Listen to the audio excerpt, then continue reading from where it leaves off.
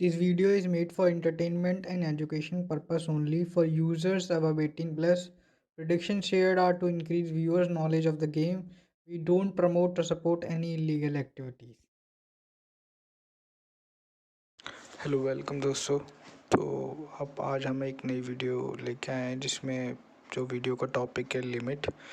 तो इस वीडियो में जो टॉपिक्स हम डिस्कस करेंगे, सब टॉपिक्स की लिमिट क्या होती है, लिमिट कितनी होनी चाहिए, लिमिट फिक्स क्यों होनी चाहिए, और मैच ट्रेडिंग के लिए हमारे पास कितनी लिमिट्स का बैकअप या लिमिट्स अपने पास होनी चाहिए। तो चलिए शुरू करते हैं अपनी वीडियो को। तो पहला जो हमारा टॉपिक है कि लिमिट क्या होती है। तो आप ये समझेंगे, आपने बहुत लोगों को बोलते हुए सुना होगा कि एक लिमिट का गेम करना है, यहाँ पे 2 लिमिट खाई है, यहाँ पे 4 लिमिट खाई। तो लिमिट का मतलब क्या होता है कि मैच में, किसी भी पर्टिकुलर गेम में या इवेंट में आप जितना हार सकते हो, हाँ जितना हार सकते हो, जितना आप जीतना नहीं, आप लूज़ करना अफोर्ड कर सकते हो, वही आपकी लिमिट होती है रियल टर्म में। अगर आप इसको एक प्रोफेशनल ट्रेडर की तरह लेंगे तो लिमिट का मतलब यही होता है कि जितना आप एक गेम में, पर्टिकुलर गेम में हारना अफोर्ड कर सकते हो। क्योंकि देखिए, किसी भी गेम में आपने पैसा इन्वेस्ट किया, वहाँ पे श्योर तो है नहीं, कुछ भी हो सकता है। तो आप उसका वर्स्ट कंडीशन, वर्स्ट सिनारियो लेके चलिए हमेशा ट्रेडिंग के अंदर, कि अगर आपके पास जो भी आपका अमाउंट है वो अगर आप हार जाते हो तो आपको कोई प्रॉब्लम नहीं होनी चाहिए। इसी को हम लिमिट बोलते हैं। देखिए, प्रॉफिट होगा तो बहुत अच्छी बात है, लेकिन आप ये मान के चलिए कि अगर हम हारते हैं तो क्या हम उस उतने पैसे को हारना अफोर्ड कर सकते हैं। तो जितना पैसा आप एक पर्टिकुलर गेम में, इवेंट में हारना अफोर्ड कर सकते हैं, उसी को लिमिट बोलते हैं।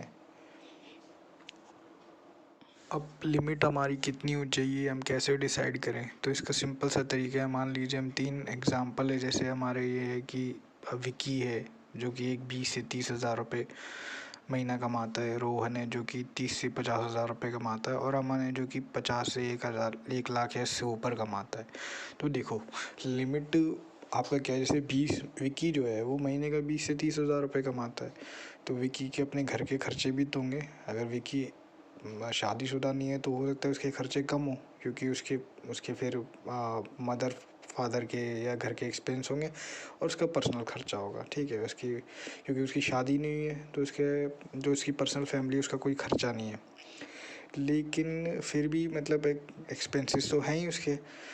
तो विकी की अगर 20 से 30 हज़ार रुपये कमाता है, एक विश ले लेते हैं कि मान लीजिए विकी 20 हज़ार रुपये कमाता है और विकी के महीने का खर्चा 15 हज़ार रुपये, उसका टोटल हो जाता है रेंट वेंट जो भी है, जैसे भी कर करा के जो भी कंडीशन, उस हिसाब से 5 हज़ार रुपये विकी को बचते हैं। ठीक है, तो उस 5 हज़ार में जो अब उसमें सेविंग भी करेगा, मान लो उसने 2-3 हज़ार सेविंग कर ली, तो 1-2 हज़ार रुपये उसके पास बचे। तो 1-2 हज़ार रुपये विकी जो है वो हारना अफोर्ड कर सकता है, या विकी ये मान के चल सकता है कि मेरी जो सैलरी है वो 20 हज़ार ना होके 18 हज़ार है। तो इस तरीके से विकी की जो लिमिट हो गई वो 2 हज़ार रुपये हो गई, क्योंकि विकी को 2 हज़ार रुपये से कोई फ़र्क नहीं पड़ता। 2 हज़ार रुपये मतलब सब कुछ करने के बाद, सेविंग वगैरह वो सब करने के बाद, विकी 2 हज़ार रुपये हारना अफोर्ड कर सकता है। तो विकी के लिए वो 2 हज़ार रुपये लिमिट हो गई। इसी तरीके से रोहन है, रोहन महीने का मान लीजिए 30 हज़ार कमाता है। अब रोहन के सारे एक्सपेंसेस मिला के मान लो रोहन का 24 से 25 हज़ार का खर्चा है। अब रोहन को भी मतलब हो सकता है कि रोहन के लिए 2 हज़ार की जगह 4 हज़ार हो जाए, क्योंकि रोहन की सैलरी ज़्यादा है और रोहन के खर्चे भी मतलब विकी के जितने ही हैं, तो रोहन को थोड़ा सा ज़्यादा पैसा बचता है। तो रोहन की लिमिट हो सकती है 4 हज़ार, रोहन 4 या 5 हज़ार हारना अफोर्ड कर सकता है। इसी तरीके से अमन है, अमन एक कोई हाई प्रोफाइल जॉब करता है, या अमन का खुद का बिजनेस है, तो अमन पैसा ज़्यादा कमाता है और खर्चे तो मतलब हो सकता है कि अमन शादीशुदा हो, उस अमन के खर्चे 50 हज़ार हो, फिर भी अमन को क्या है, जो पैसा है वो ज़्यादा बच रहा है। तो अमन की जो एक लिमिट हो सकती है पर मैच की 10 हज़ार भी हो सकती है, 20 हज़ार भी हो सकती है, डिपेंडिंग कि अमन 1 लाख कमाता है, 1 लाख से ज़्यादा कमाता है। तो लिमिट बेसिकली आपकी वो पैसा होना चाहिए जो, जैसे मैंने आपको बताया, लिमिट वही होती है जो आप हारना अफोर्ड कर सकते हो। अब हारना अफोर्ड आप कौन सा पैसा कर सकते हो, जो आपकी डेली एक्सपेंसेस को आप मतलब आपकी जो डेली ज़रूरत की चीज़ें हैं। अगर आप मैरिड हो, आपकी फैमिली है, खुद की पर्सनल आपके बीवी बच्चे हैं, तो उनके एक्सपेंसेस के, उनका खर्चा झेलने के बाद, अपने सारे खर्चे झेलने के बाद जो आपके पास पैसा बचता है, और सेविंग्स करने के बाद सेविंग्स भी स्पेशली ये भी नहीं करना है कि आपको जो अपनी सेविंग्स है वो यहाँ पर डाल देनी है, नहीं, सेविंग्स में से भी कुछ पैसा बचा के जो आपको बचता है आप उसको लिमिट बनाइए। क्योंकि हम हारना देखिए, जब हमारी सारी ज़रूरतें पूरी हो जाती हैं उसके बाद जो हमारा पैसा बचता है उसको हम उसको वो हमसे चला भी जाए या हमें ना मिले तो हमें कोई प्रॉब्लम नहीं होती। लेकिन कभी भी हम ज़रूरत के पैसे से ये सब चीज़ें करेंगे तो हम फाइनेंशियल ट्रबल में आ जाएंगे, बहुत ज़्यादा दिक्कतों में आ जाएंगे। और जनरली लोग यही करते हैं, लोग ऐसा ही करते हैं, लोग अपनी ज़रूरतों की चीज़ों को छोड़ के पैसा जो है यहाँ पे इन्वेस्ट करते हैं। लेकिन आपको ऐसा नहीं करना, आपको स्मार्टली तरीके से करना है, स्मार्ट वे में चलना है। ठीक है, यहाँ पे बस यही फ़र्क होता है कि एक स्टॉक मार्केट में और एक इस मार्केट में बस ये होता है कि स्टॉक मार्केट में जनरली लोग क्या करते हैं, एक प्रोफेशनल अप्रोच रखते हैं, जबकि यहाँ पे लोग सोचते हैं किस्मत, क्योंकि यहाँ पे लोग उसको जुआ बोलते हैं। सिंपल सी बात है, जुआ आदमी को दिमाग में होता है कि जुआ जो है किस्मत का खेल है। ऐसा कुछ भी नहीं है, कुछ भी जुआ नहीं होता। यहाँ पे भी अपना दिमाग लगाओगे, आप एनालिटिक्स करोगे कि ये टीम है, ये बॉलर है, तो वो हम आगे की वीडियो में धीरे धीरे डिस्कस करेंगे, आपको उस लेवल पे भी लेके जाएंगे कि आप इतने समझदार हो जाओगे, आप खुद से भी जज कर सको। देखिए, जहाँ पे भी कैलकुलेशन, ये स्टेट्स वगैरह ये सब चीज़ें होती है, वो कुछ भी गैम्बलिंग कुछ नहीं होता, गैम्बलिंग कुछ नहीं होता। जो आपके देखिए, जैसे तो जीवन जो है वो भी जुआ है। ठीक है, ये थोड़ा फिलोसॉफिकल हो गया, लेकिन आप इस बात को समझिए कि जुआ क्या है। जुए का मतलब क्या होता है, जो चीज़ आपकी समझ में ना आए, जो चीज़ आपकी समझ से बाहर है और आप उसमें पैसा लगा रहे हो, तो एक तरीके से वो जुआ हो गया। अब कोई भी है, जैसे मान लीजिए अमन है, जैसे हमारा एग्जांपल है, अमन जो है वो बिज़नेस करता है, अमन का कारपेट का बिज़नेस है, किसी भी तरीके का बिज़नेस है, तो अमन उसमें पैसा लगाएगा तो अमन के लिए वो जुआ नहीं है, क्योंकि अमन को उस काम की नॉलेज है, अमन उससे पैसा कमा रहा है। अमन अगर मान लो महीने का 10 लाख की जगह 20 लाख भी लगाएगा तो अमन जितना पैसा उस अपने बिजनेस में लगाएगा उतना पैसा बना के रखेगा। वेरे रोहन और विकी के लिए अमन के बिजनेस में पैसा लगाना जुआ है, क्योंकि रोहन और विकी दोनों को उस बिजनेस के बारे में नहीं पता है। ठीक है, तो आप समझ सकते हो कि जुआ क्या होता है। जुआ जहाँ पे आपको किसी भी चीज़ की नॉलेज नहीं है, आप ब्लाइंडली किसी मतलब ऐसे ही पैसा लगा रहे हैं, तो वो उसी को जुआ बोलते हैं। तो आप समझ सकते हो कि अब आपको समझ में भी आ गया हो कि लिमिट कितनी होनी चाहिए। तो लिमिट बेसिकली आप जो पहली बात तो हमने बताया कि लिमिट वही अमाउंट होता है जो आप हार सकते हो। ठीक है, और आप हार कौन सा पैसा सकते हो या अपना कौन सा पैसा गंवा सकते हो, वो जो आपकी ज़रूरत का ना हो। तो ऑलवेज अपने फाइनेंशियल स्टेटस को देखते हुए, अपनी फाइनेंशियल नीड्स को देखते हुए, उसके बाद जो आपके पास पैसा बचता है उसको अपनी लिमिट बनाइए। ठीक है जी। देखिए, ये इस वीडियो में इस टॉपिक में हम डिस्कस करते हैं कि लिमिट फिक्स ही होनी चाहिए। तो लिमिट फिक्स होने का सबसे पहला रीज़न कि ये है कि उस लिमिट फिक्स करने से हमने अपना जो लॉस है उसको फिक्स कर लिया।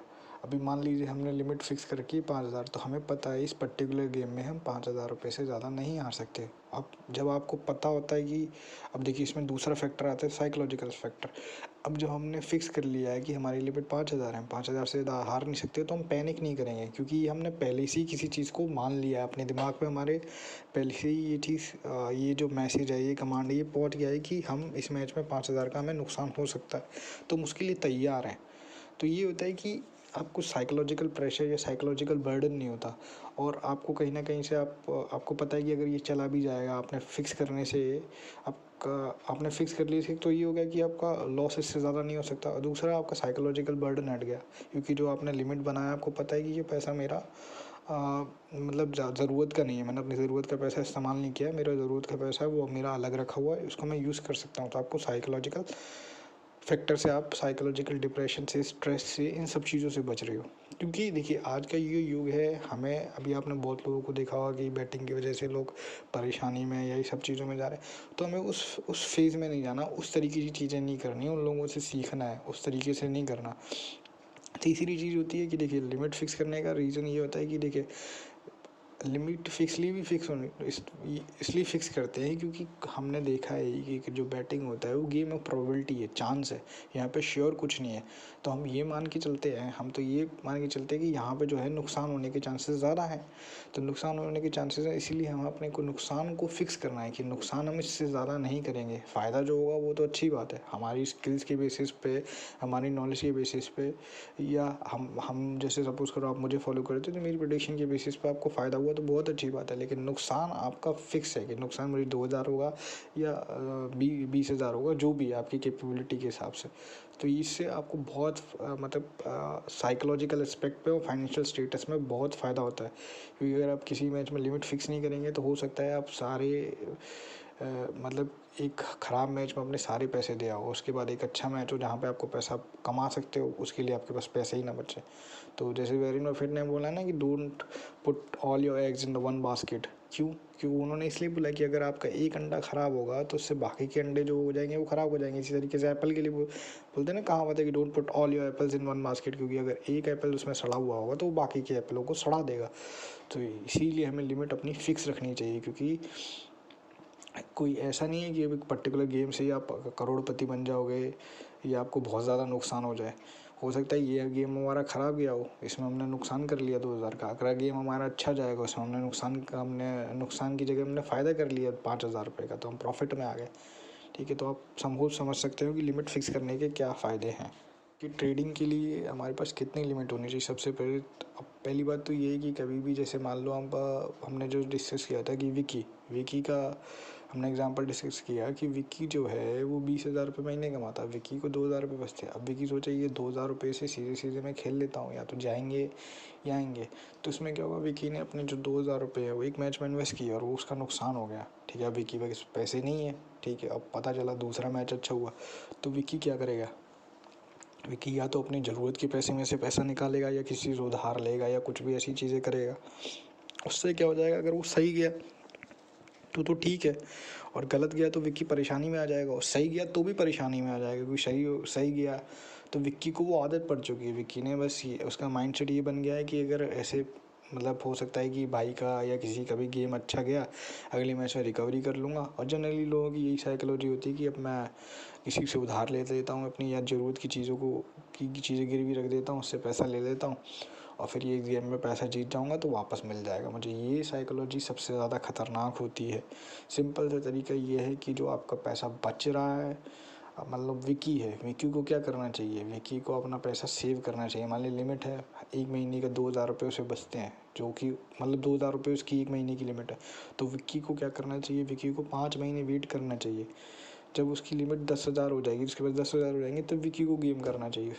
क्यों, क्योंकि जैसे मैंने बता दिया कि हो सकता है आपका एक गेम ख़राब गया हो, ठीक है, दूसरा गेम ख़राब गया हो, लेकिन तीसरे गेम और चौथा गेम या पाँचवा गेम आपके नेक्स्ट 3 गेम अच्छे गए और उसमें पैसा कमा लिया। लेकिन प्रॉब्लम ये होती है कि लिमिट या बैकअप की वजह से क्या होता है, आप पूरा नहीं कर पाते उसको, जर्नी को। आधे से ज़्यादा लोग जो 90-95% लोग जो नुकसान करते हैं इस मार्केट में, उनकी दो वजह होती हैं। एक, उनकी लिमिट कभी फिक्स नहीं होती, वो एक मैच में इतना पैसा खेल देते, 4 या 5 मैचेस के गेम का पैसा एक ही मैच में हार जाते हैं। दूसरा, ये तो उन लोगों के लिए हुआ जिनके पास बैकअप बहुत ज़्यादा है, जिनके पास पैसा ज़्यादा है, ठीक है, तो वो ज़्यादा दिमाग नहीं लगाते, बस एक ही मैच में उनको बस किसी ने बोल दिया या उनको खुद को लगा तो वो एक ही मैच में सारा पैसा लगा देते हैं, वहीं उनका चला जाता है। दूसरे वो लोग जिनके पास पैसे की शॉर्टेज होती है, वो क्या करते हैं, खेलते हैं, जीत गए तो अच्छी बात है, हार गए तो फिर ख़त्म, और अगले मैच खेलने के लिए उनके पास पैसा नहीं होता है। जब अगला मैच अच्छा होता है तो वो खेल ही नहीं पाते। तो इस तरीके से लोग नुकसान में जाते हैं। तो दोनों चीज़ें नहीं करनी है हमको।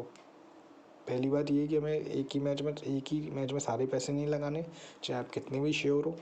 दूसरा, कभी भी आपके पास जब तक 10 लिमिट का बैकअप ना हो तब तक गेम मत करो, इंतज़ार करो, पेशेंस। इस गेम का सबसे बड़ा जो रूल है, गोल्डन रूल है, डिसिप्लिन। जितना डिसिप्लिन और पेशेंस आपके अंदर होगा, आप इस लाइन में उतना ज़्यादा पैसा बना सकते हो, या कह सकते हो कि आप इसमें सर्वाइव कर सकते हो। बिना पेशेंस या डिसिप्लिन के आपका इस लाइन में सर्वाइव करना बहुत मुश्किल है।